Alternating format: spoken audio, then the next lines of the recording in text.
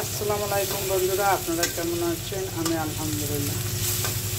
আমি এখানে বোয়াল মাছ কাঁচা টমেটো দিয়ে রান্না করব আর সাথে আলু ভাজি। এই যে বোয়াল মাছ নিচ্ছি, এখানে এই যে আলু, কাঁচা টমেটো এই যে ভিতরে আছে, কাঁচা টমেটো নিলাম। কাঁচা টমেটোটা দিলে টক টক লাগবে, তার জন্য আমি কাঁচা টমেটো দিচ্ছি।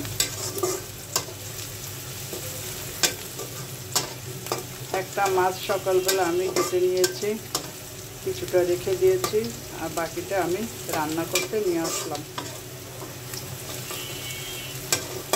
পেঁয়াজটা আর একটু ভাজা হোক, তারপরে মশলা দিব। মরিচের গুঁড়া দিলাম 1 চামচ, একটু নাড়া দিয়ে দিচ্ছে, দিয়ে দিই, তা নাহলে মশলাটা পুড়ে যাবে। হলুদ দিলাম 1/2 চামচ, লবণ দিলাম 1 চামচ। কাঁচা টমেটো টক টক লাগবে, সেখানে লবণটা বেশি লাগবে, লবণের পরিমাণটা। রসুন পেস্ট করা দিয়ে দিলাম 1 চামচ। জিরা দিলাম 1/2 চামচ। এখানে আদা বাটা আছে, আদা বাটা দিয়ে দিলাম আমি পরিমাণ মতো। এখন মশলাটা কষে গেছে, মাছগুলো আমি দিয়ে দিব। মাছগুলো দিয়ে দিলাম, ভালোভাবে মাছগুলো একটু কষুক, তারপরে সবজিটা দিব। এখানে টমেটো আলু দুইটাই দিয়ে দিলাম। কাঁচা টমেটো দিয়ে বোয়াল মাছ খেতে মজা লাগে, একটু টক টক লাগবে, ভালো লাগবে খেতে। এভাবে থাকুক, তারপরে পানি দিব। সবজি মাছ কষে গেছে, এখন আমি পানি দিয়ে দিচ্ছি। চুলার আঁচটা একদম হাই হিটে দিয়ে দিচ্ছি। এখন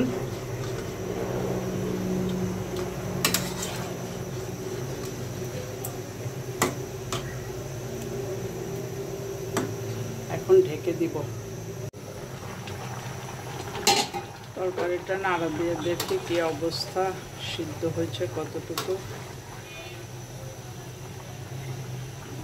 সিদ্ধ হয় না এখন।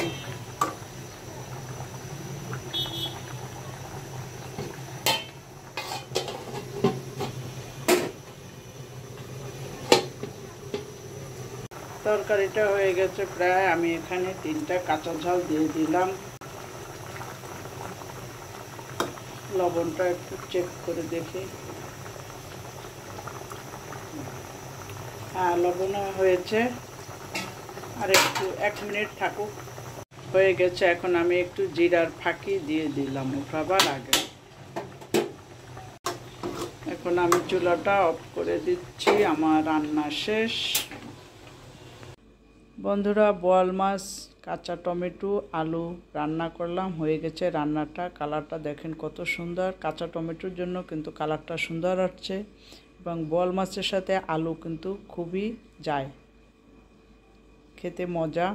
তার সাথে একটু টমেটো দিলে হালকা হালকা টক লাগে, পাকাটাও দিলে ভালো লাগে। এখন তো কাঁচার সিজন, যার জন্য কাঁচাটা দিয়েছি, খেতে মজা হবে, এবং কালার অনেক সুন্দর হয়েছে দেখেন। আপনারাও এভাবে খাবেন রান্না করে। সবাই লাইক করবেন, কমেন্ট করবেন, সাবস্ক্রাইব করবেন, বেল বাটনটা অন করে রাখবেন, যাতে আমার ভিডিওগুলো আপনারা দেখতে পান।